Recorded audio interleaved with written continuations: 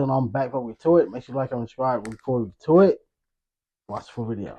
St. Paul police officers in Minnesota surround a naked man who barricaded himself in a dumpster. Joseph, come out of the dumpster! This scenario involves over 3 dozen police officers, helicopter surveillance, assistance from nearby civilians, and will eventually evolve into a national headline. Well, this is why ladies don't need to be taking the trash out. Ladies, you need to when you know the trash needs to be taken out, even if you don't have a man, you need to have your munch, your sneaky link. Make sure he's there that night, or make sure she's there that night. Make sure she is. This will be a bad situation. A normal girl going to the dumpster, taking the trash out. That'd be bad right there. Over an hour that earlier, would be first bad. responders received a 911 call involving a female victim. This lady, she had on nothing but a pink robe. Look. She was screaming, "Help me." Her SUV was crashed. Her face pretty bad Oh my God! Why you got on them with a robe though?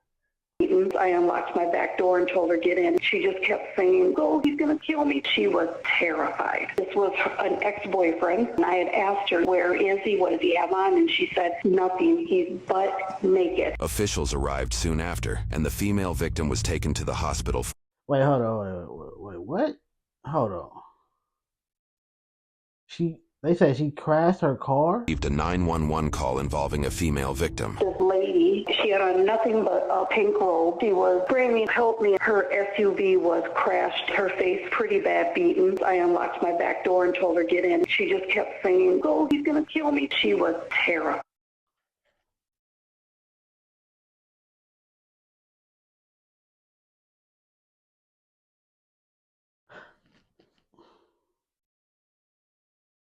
So, all right. Unless this is a situation where he forced her into the car, because she said it's her ex-boyfriend. He has nothing on. She has nothing on but a robe and a crashed car. He must have been trying to take her with him. She crashed the whip and got away. I'm gonna go with that. I'm not gonna, because the crazy side would be, or the crazier side would be, they was together, they crashed, but then again, why would you leave them? See, so it gotta be him doing something to her. It gotta be that. This was why would you leave him? boyfriend, and I had asked her, "Where is he? What does he have on?" And she said, "Nothing. He's butt naked." Officials arrived soon after, and the female victim was taken to the hospital for evaluation. Investigators then questioned her about the events leading up to the crash. She kept in contact with a man named Joseph Javante Washington, despite a highly complicated relationship. That night she came home alone at 6:30. Joseph was there as he had been earlier that day. He obtained the victim's phone and then unexpectedly struck her in the head. Joseph then dragged her by her hair into the bathroom, trapped her, and threatened to kill her with a knife. He then physically and sexually assaulted her in the shower, punching her with a closed fist, and accused her and her family of tracking him. During the attack, he used her own phone to record the sexual assault and posted the videos to her Facebook and Snapchat. Afterward, he dragged her to the garage, both still naked, and ordered her into a vehicle. She pleaded for clothes, and he retrieved a thin pink bathrobe and 2 knives, forcing her at knife point into the driver's seat. As she drove, he forced her to speed past. Look, I knew it. I didn't know it was gonna be that extent, but yeah, something is for sure. His mental was off for sure. You thinking her family is tracking you? 100 miles per hour, weave into oncoming traffic, and run red lights. The entire time, he punched her and held a knife to her throat, warning that if she crashed, he would kill her. Joseph eventually grabbed the steering wheel, causing a crash. Both survived. The victim ran while Joseph allegedly grabbed the knives and ran another way. The victim frantically waved down traffic for help. A driver stopped and called 911, leading to her transport to the hospital, where she was treated for contusions, abrasions, and an orbital bone fracture under her left eye. Meanwhile, police launched a manhunt for the naked rapist in the streets of downtown St. Paul. One key St. Paul officer, Anthony Dean, will be an important figure in the events to come. How long you've been with St. Paul PD? 6 years. I worked for the Ramsey County County Sheriff's Department and Ramsey County Corrections. I'm a United States Marine. I'm actually a disabled veteran. Officers learned from dispatch that a naked man had broken into a nearby home about a quarter-mile away. Pulled open our back door. He was naked. Barreled through towards the kitchen. He went to the fridge. He yanked stuff out, and it was a jar of pickles that had broken on the floor. Pulled out a bottle of orange juice, and just that quick, he left again. We were stunned. Do you remember him saying anything to you? No. That's what also was sort of alarming, because he just seemed like in an altered state. Well, how did it make you feel to have a strange naked man coming in your back door? We're still processing. We've had some drinks tonight. Okay. I'm glad that's all that he wanted, was that orange juice. It Right. was unusual. And we're used to weirdos in this neighborhood, believe me. The male burglary victim allegedly followed Joseph outside during the call and informed responding officers of his last known location. Yeah, she has been faded, or she like what she saw, because she let that out way too easily, bruh. I'll be heated. Bro, you broke in my house, you broke into my refrigerator, you dropped food, and you did all this while you was naked. Nigga, I'm heated, bro. What the hell? A K-9 unit was deployed to track Joseph. It's very rare circumstances to deploy canines to detain a suspect. He's also wanted for 1033. That changes things Rare. for canine. Even with authorization, K-9 officers must issue a warning before releasing the dog, stating their commands and informing the suspect that non-compliance may result in being bit. It was Right. around this time that officers themselves heard unknown gunshots in the area. Just heard shot fired, about 8 or 9 shots. Immediately, we believed this could be related to our suspect. Security footage later revealed a naked Joseph casually walking down the street as a passerby did a double take. About Oh, 30 God. minutes had passed since the crash he fled. Weather The records hell? showed temperatures were in the low 40s Fahrenheit, or around 6 degrees Celsius. A strike team officer soon spotted Joseph jumping into a dumpster, and within moments, he was surrounded by nearly 3 dozen officers. He was not just being tracked on the ground. A flight team with thermal imaging allegedly confirmed his location in the dumpster while capturing the entire scene. At the hospital, the victim shared more about Joseph, details officers had learned before finding him at the dumpster. She said he wasn't taking his medication for bipolar disorder, spoke often about suicide, and has a history of using methamphetamines and cocaine. He was abusing Wellbutrin that night, which can cause delusions. And you was keeping contact with this person? Hell no. Hell no. If I'm dating anybody and you got not any type of problem, but you bipolar, I'm not doing it, bro. I'm not doing it. I lived next to somebody that was like that, bro. When they go off, they go off. I'm good. Like, I'm good, buddy. I had like literally when I go to my car, at night, I watch my back for this person. Not for nothing else. For this person, just because you just never know. And manic behavior for people with bipolar and a history of hard drug use. Reports share that while Joseph remained in the dumpster, he told officers he had a gun. Although body cam footage of this incident is documented by the 1,400-page report surrounding this case, we were also able to obtain this never-before-seen footage after winning an appeal request to the Bureau of Criminal Apprehension. Joseph, come on out. 29, we're going to deploy. Cover road, just so everybody's aware. Officers were authorized to use less than lethal tactics. Joseph, come on out. Missed. He was close. Did you make it? Joseph, come on out. You're missing, buddy. You don't want to be around the pepper ball. You're missing. You gonna get one end though. Watch. Come on, Joseph. The pepper ball rounds mixed with winds caused the aerosol irritant to blow back towards officers. Every officer up there affected by these pepper ball rounds, and so I could tell that these rounds were effective. Authorized to use pepper ball, but had no effect. It appeared to have no effect as it was not coughing or really moving. It didn't have much effect. I've been on many scenes where pepper balls are fired. It's almost like a gas chamber. It affects you, and it affects you a lot. It causes you to cry, your nose to run. It affects your breathing. It affects everything. I could see it was having no effect on him, and that was concerning for me. A total of 14 pepper balls I'm like, were bro, they deployed. said no In the effect. What you provided talking footage, about? it is difficult to tell if Joseph is coughing. You gotta come out, buddy. John, you got a pepper ball in there? In my car over there. Are you out? They have one right there. They've got one. You want me to go open the lid of the dumpster? No. No, nigga. No, no. got a knife, but he's saying he has a gun. He's saying he's got a gun. But he was naked. He said you want me to Well, go he was open naked, it? but we No, saw him come out. nigga. Yeah, we don't No, know when why he would was you do that? Up in his time frame. Joseph, come on out, buddy. What I would do is try to get closer though. I would have did that and try to like in front of the van and then aim it right there. But going over to just open it, hell no. You would have as soon as you would have grabbed, he probably would have just blew your finger off. No. We know you're in there. You're just gonna have to come out. I was maintaining lethal cover and said, I have a gun in here, don't come near me. I believed it was a clear warning. If you're going to try to come to this dumpster and take me into custody, I have a gun and I'm going to shoot you. Officers in dispatch reportedly missed the chance to confirm if Joseph was armed, having never asked the burgled homeowners if he had anything in his hands. So they went back home and I stopped at the last location this guy was seen. By the time they confronted him, this information remained unknown. Nobody's gonna hurt you. Just show us your hands and get out of the ground. Climb out of the dumpster and get on the ground. Joe, it's time to give up. Let's go. One person. You guys, one person talking. Joseph, come out of the dumpster. Come on out. Stand up. I wonder like what's going through Stand his up. mind in this moment. You niggas are Stand missing, up. bro. Come on out. Come on out. Look, right? Look, that's man. clear Show shot. us your hands. Show us your hands. I think I saw a knife in his right hand. That was your He's got something in his look, hand. clear shot. Show us your hands, Joseph.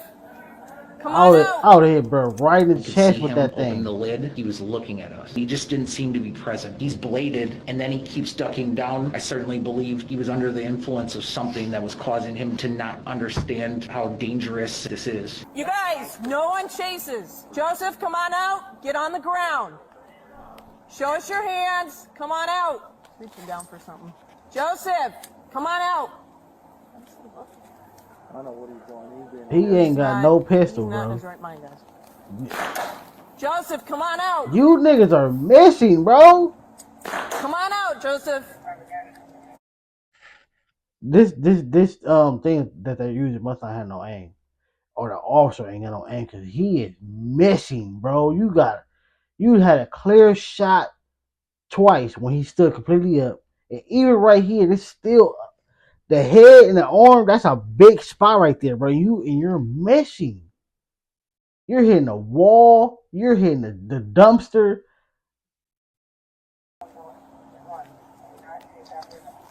He Joseph, just come creeped on back out. down, like, Show us your hands.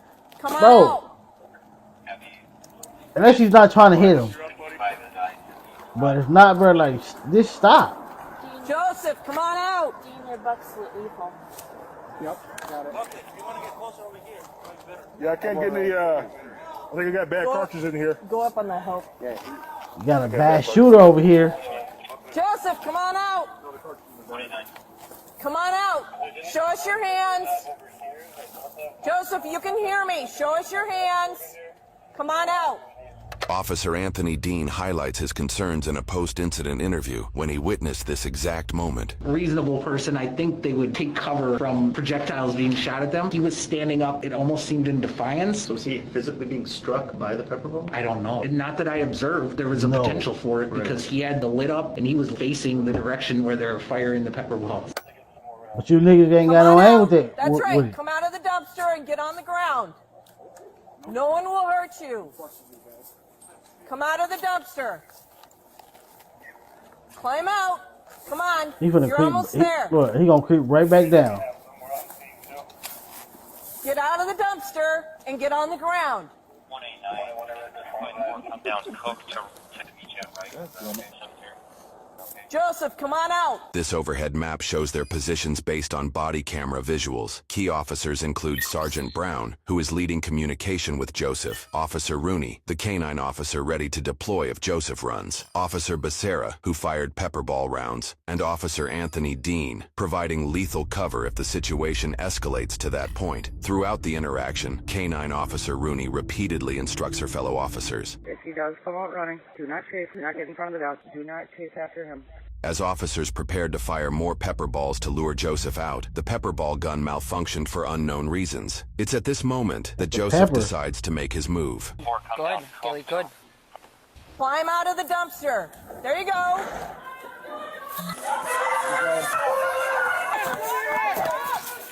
In the first 7 seconds after Joseph jumps from the dumpster, officers hold their positions following orders not to chase. Regardless, Sergeant Brown reinforces this command by loudly declaring, "Dog, dog, dog!" Moments after Joseph exits the dumpster, an officer declares, "Hands are empty." They voice this loud enough to be heard on 6 different body cameras in this area. However, hold up. It doesn't seem the message reaches officers in any of. Oh, damn. I was just about to say W cops, bro, for the strategy. And he make sure the one who was in charge of the lethal part looking at the hands to make sure, hey, all right, he ain't got nothing. But damn, didn't seem to reach the other officers. Or did they ignore it? These areas, the canine officer strictly follows policy, asserting authority, issuing a compliance command, and warning that non-compliance may result in a bite. Don't run! Don't do it! Don't run! Please, canine, get down on the ground! I'm gonna set my dog! You're gonna get bad threats! In just 1 second and 23 frames out of 30, Joseph covers an estimated distance of 40 feet, running at calculated speeds of 15.4 miles per hour, easily classifying his speed as a sprint. As Joseph rounds the corner with the canine close behind, Officer Anthony Dean's response turns this incident into a national headline. Climb out of the dumpster. You do, dog. There you go. What you do?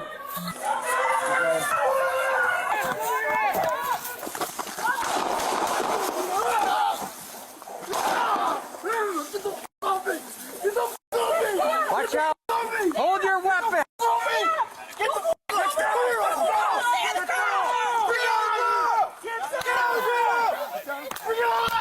No teaser with the dog! No teaser with the dog! Back off! Get up! Okay, got dog. As shots were fired, officers in this area expressed He must have missed. He must have missed. Because he got off. And he was still fighting. He must have missed, or that mental didn't register. confusion. Oh, there he is. Coming out. He's out. He's done. Stay back. Stay back. Crossfire. Watch the crossfire. Oh, what was that? What is that? He had a gun. You had a gun? No, he Oh, didn't. hey, back here, back here. Come on. Don't. Let them handle it.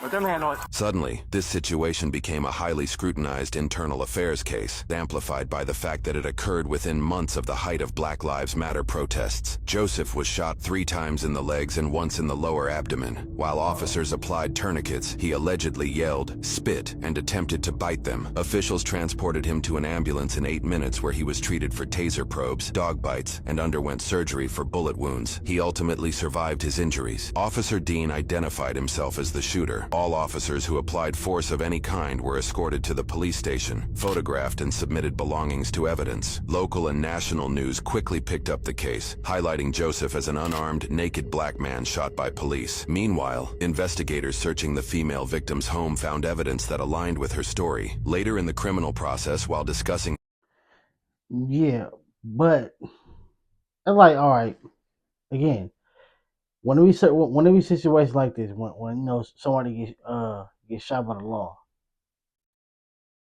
people gotta put themselves in that situation. If he didn't hear that he didn't have a weapon, and he's yelling out, "I have a weapon," come on, and then like look at that situation, like look at him booking right here, like this whole situation looks crazy. Like all this looks crazy as hell. Like, bro, what? Like, he's lucky to be alive. Again, his mental played a part in this, so therefore it's like you can't hold him too much accountable, like for the person. But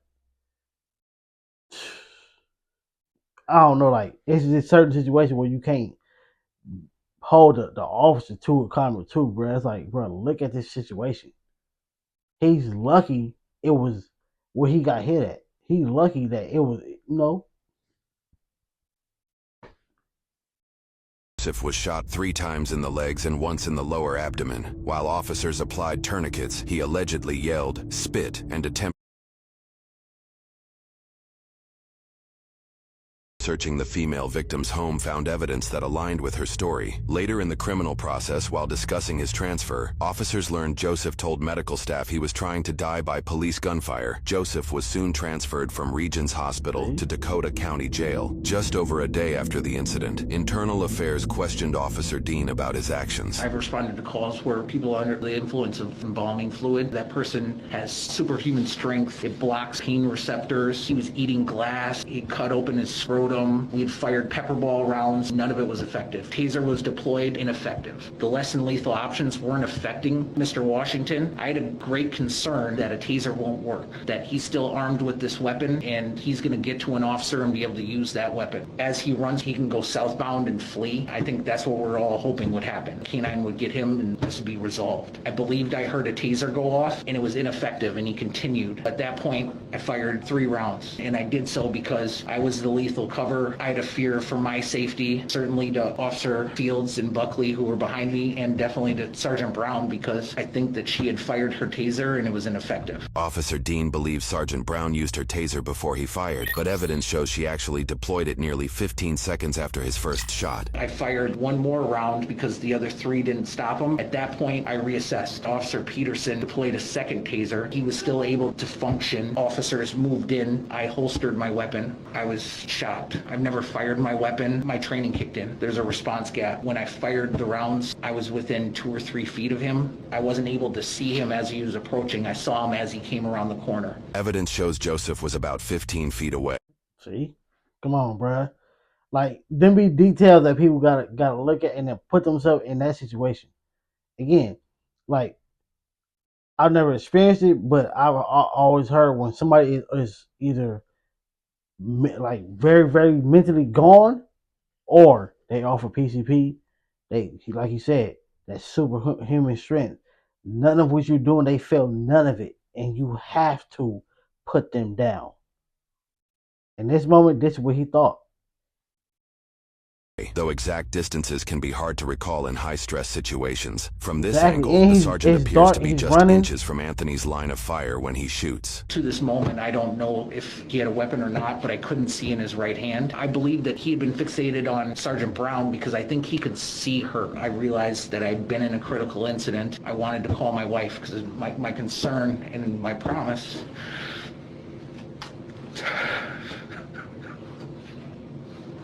Supposed to make it home, bro.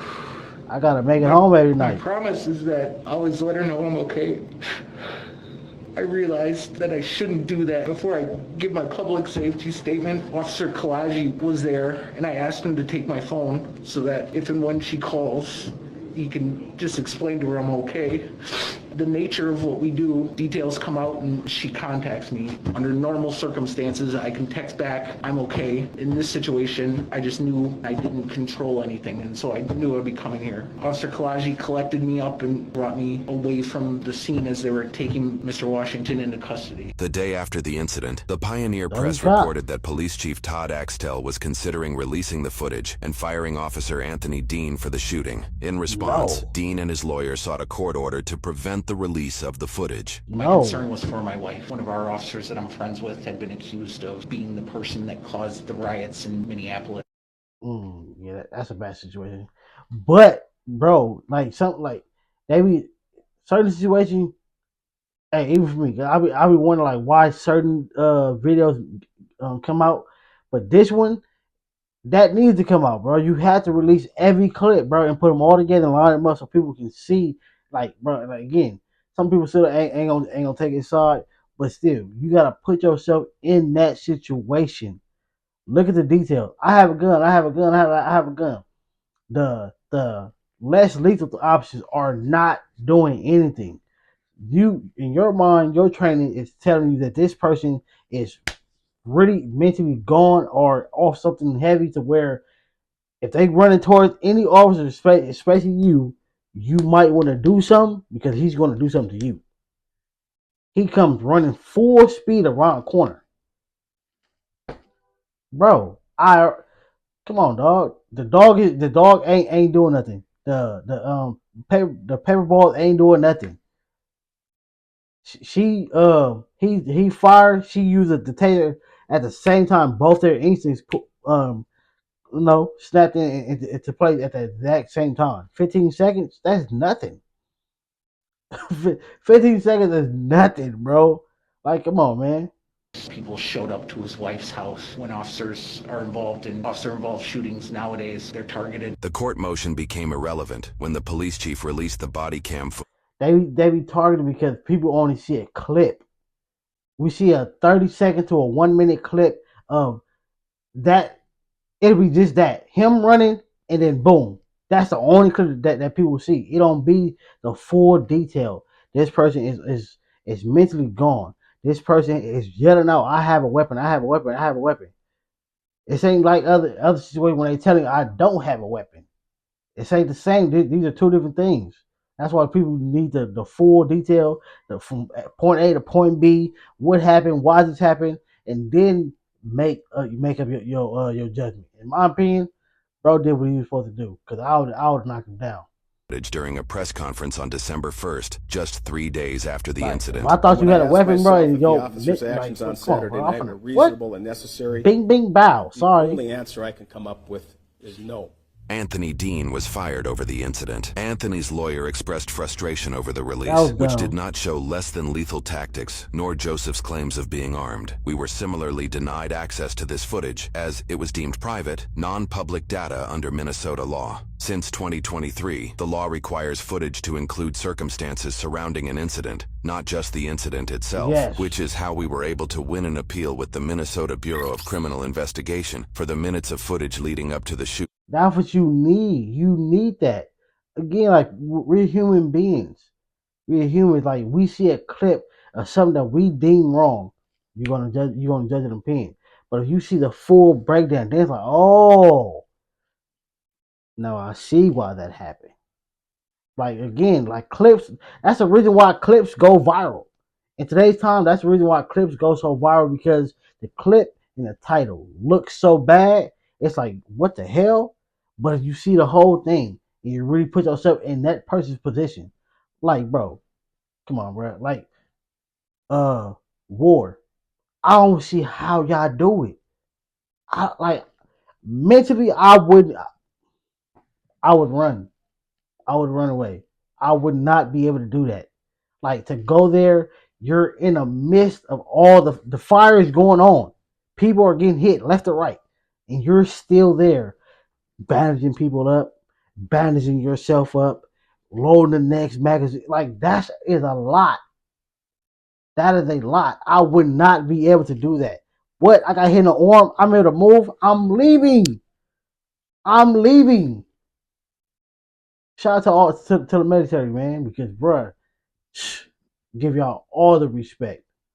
Evidence that has never been publicly released before. The 1,400-page report surrounding this incident includes transcribed interviews with all involved officers, witnesses, 911 callers, the female victim, and written descriptions of all body-worn cameras, even sections we were denied access to. However, one particular discrepancy has been noted. That discrepancy is the absence of an officer saying, "Hands are empty," as we heard just moments after Joseph left the dumpster. Hands are empty. While officers farther away, including Officer Dean, likely did not hear the comment. This key detail is missing from the report. No officer mentioned this comment in their interviews, nor was it mentioned in any.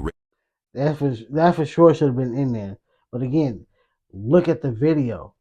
Like, look at the video. Like, it ain't like he said it on the mic. If he said it on the mic, that'd be a little different. He just said it, and he just, like, bro, this high intense situation, and you gonna say that shit that low? No weapon. No weapon. Like, bro, yell that shit out. You gotta yell that. That's something you gotta, especially when you know it's more than just you and two other officers or three that's besides you. It's a whole group of people. It's the people around the alley, or at least on the side of the building. Everything, bro. You gotta yell that. That's something you're supposed to yell. Like, you don't just, no weapon, no weapon. That was casual as hell. This is a high tense situation. Nigga, if you don't yell that shit out, get that said it with your chest, nigga. Descriptions of the The body hell? camera Come footage, on. despite it being heard on 6 different recordings. Despite these Come on, details, bro. the report concluded that Anthony Dean had a reasonable belief he was protecting himself and others when he shot Joseph Washington, and no criminal charges were filed against him. Joseph faced charges for 3 counts of first-degree criminal sexual conduct, 1 count of kidnapping, and 1 count of second-degree assault, all felonies. Reports state Joseph called the victim over 350 times in the course of 11 months while in custody, despite an active restraining order resulting in a violation. He spoke about sharing a settlement with the victim, likely referring to a pending lawsuit suing Anthony, where he alleges he ran towards officers to surrender. Joseph wrote a letter to the judge regarding his violation, offering a troubling glimpse into his mindset. This is how innocent men go to prison for a crime he didn't commit. She slipped and said her mom went to the apartment before police and staged a domestic scene. I plan on making this into a movie so I can make certain people famous in the wrong way. Unfortunately for Joseph, in his own words,